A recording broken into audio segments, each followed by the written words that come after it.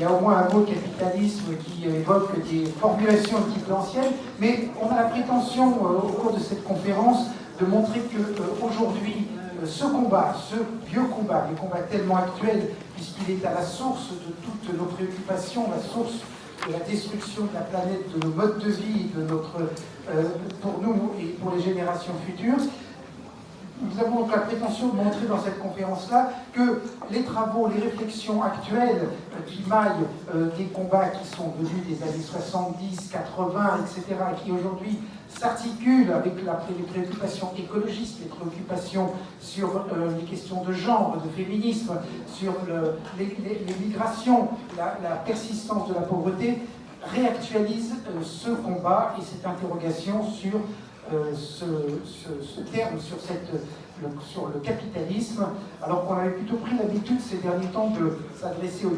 néolibéralisme, qui est le commerce, la mondialisation du commerce, en disant, on verra peut-être plus tard, comment on s'adresse au capitalisme. Alors, tout de suite, je passe la parole à Paul Ariès, qui est essayiste, qui est donc un théoricien, quelqu'un qui a réfléchi beaucoup sur les questions de décroissance et qui articule tout ça depuis des années.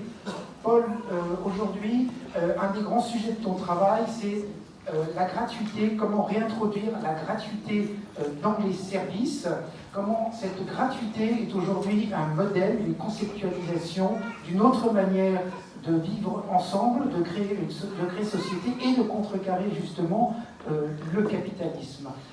Où est-ce qu'on en est aujourd'hui? Et puis, il faudra bien que tu nous expliques comment, s'il y a la gratuité, qu'est-ce qui paye? Bonjour.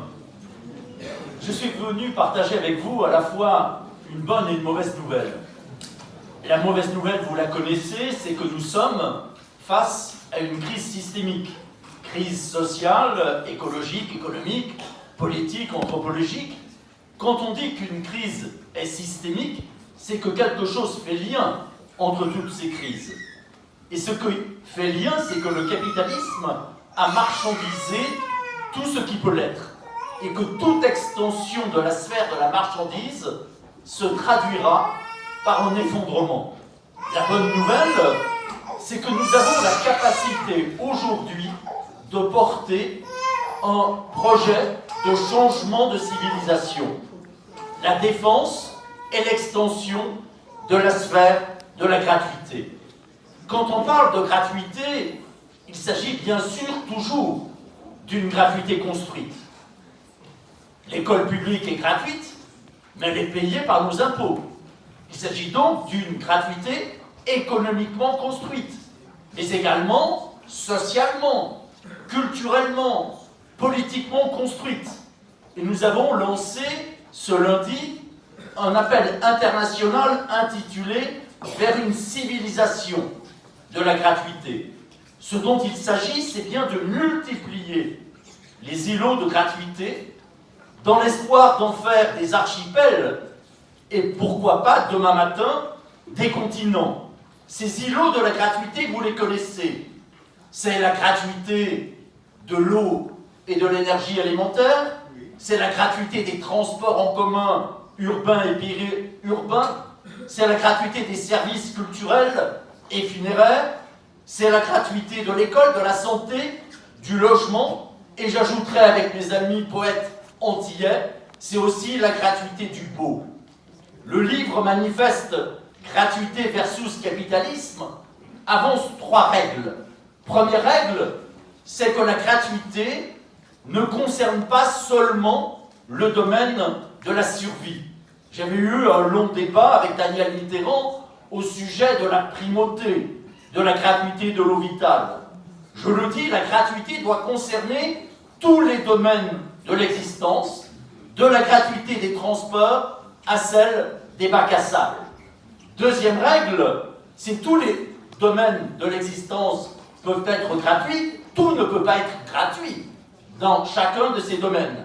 Et c'est la raison pour laquelle on propose un nouveau paradigme, la gratuité du bon usage face au renchérissement, voire à l'interdiction du mésusage.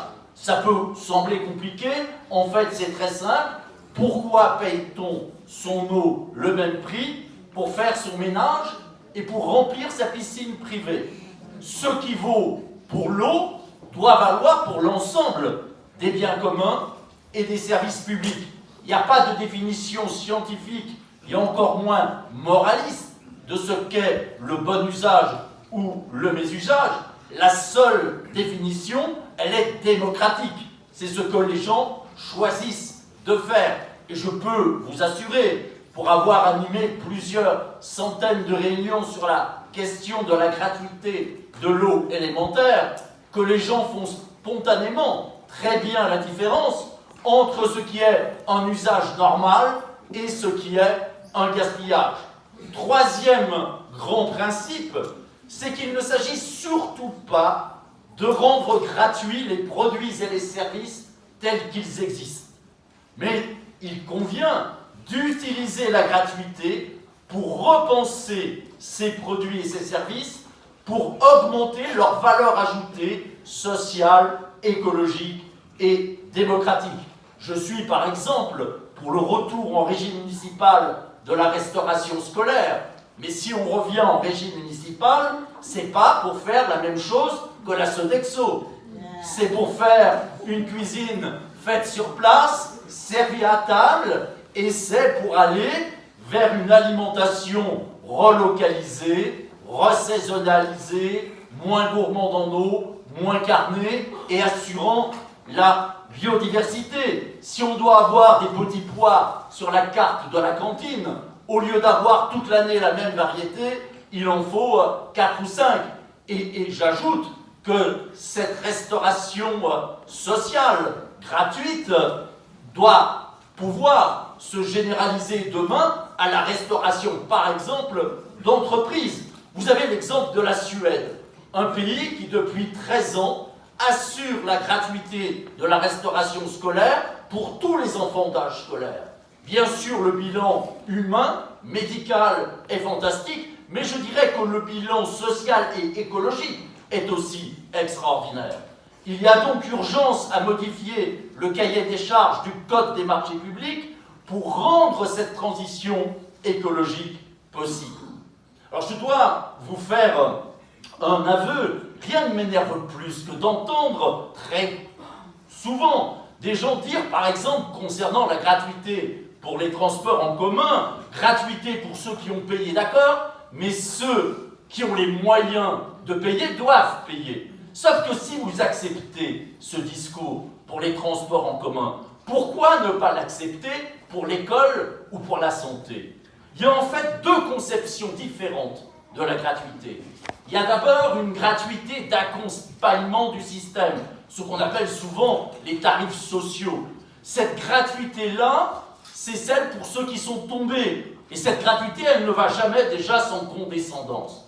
Est-ce que vous êtes un pauvre méritant? Et elle ne va jamais non plus sans flicage.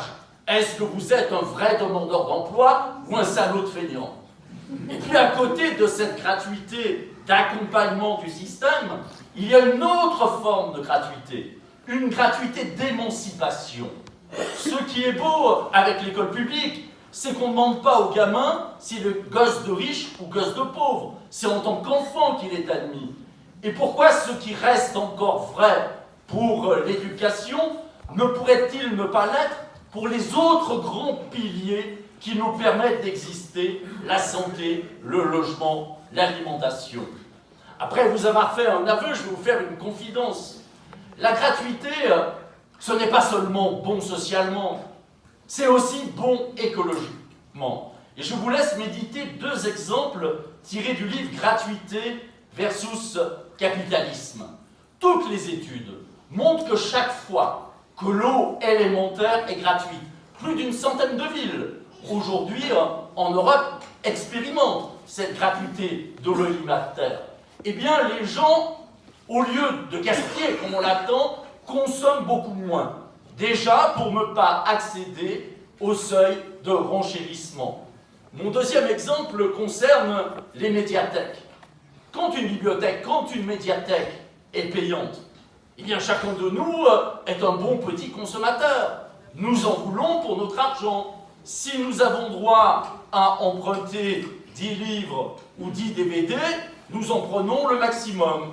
Eh bien, toutes les études montrent que lorsque ces mêmes médiathèques deviennent gratuites, alors il y a 2,3 fois plus d'abonnés, mais ça c'est attendu, ça on le savait, notamment en provenance des milieux populaires. Mais ce qui est, j'allais dire, le plus intéressant du point de vue de l'écologie, c'est qu'on constate qu'il y a un tiers d'emprunts en moins par carte. C'est-à-dire que nous commençons à sortir de la logique du toujours plus. Nous commençons à sortir de la logique de la consommation. Et nous faisons un pas vers une société des usagers, maîtres de leurs usages. Je dirais, la gratuité est possible parce que ce qui est le plus important pour nous tous, pour nous, les 99%, c'est pas notre compte en banque. Ce qui est le plus important, c'est ce que nous construisons entre nous. Ce sont les biens communs, ce sont les services publics, c'est le lien social. La gratuité est aussi possible parce que la planète est déjà bien assez riche pour permettre à 7, 8, 9 milliards d'humains de vivre bien. Il y a deux chiffres essentiels qu'il faut toujours avoir à l'esprit. Et ces chiffres, je dirais que ce ne sont pas des gauchistes et des écologistes qui les avancent, mais c'est l'ONU. Si nous mobilisions 30 milliards de dollars par an pendant 25 ans, nous réglerions le problème de la faim dans le monde. 30 milliards de dollars et plus personne ne meurt de faim. Et l'ONU ajoute que si on mobilisait 70 milliards de dollars par an, toujours pendant 25 ans, on réglerait le problème de la grande pauvreté. Alors rassurez-vous ou inquiétez-vous, ces 30 ou ces 70 milliards, on ne les trouve pas. Mais le budget officiel de l'armement, 1600 milliards de dollars. Le marché publicitaire mondial, 820 milliards de dollars. Ce que les spécialistes appellent le produit international criminel, l'argent sale, 1000 milliards de dollars, 10 à 15% de l'économie mondiale, à comparer au même pas 1% qu'on concède pour ce qu'on appelle l'aide au développement. Et le gaspillage alimentaire nord-américain, États-Unis et Canada, 100 milliards de dollars par an, 3 fois ce qui serait nécessaire pour permettre à tous les humains de vivre dignement.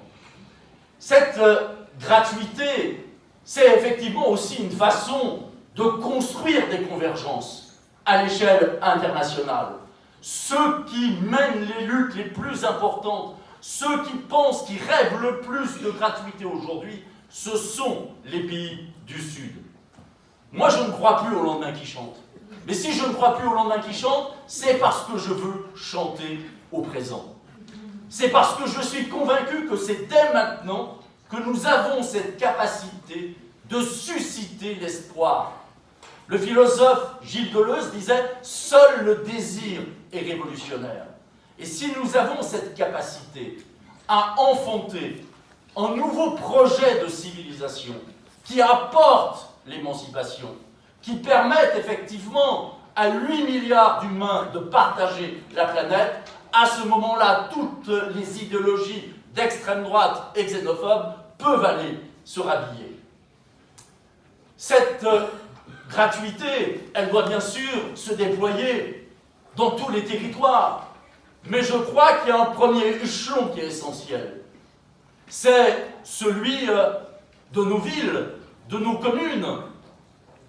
Les Français se disent particulièrement attachés à leurs services publics locaux.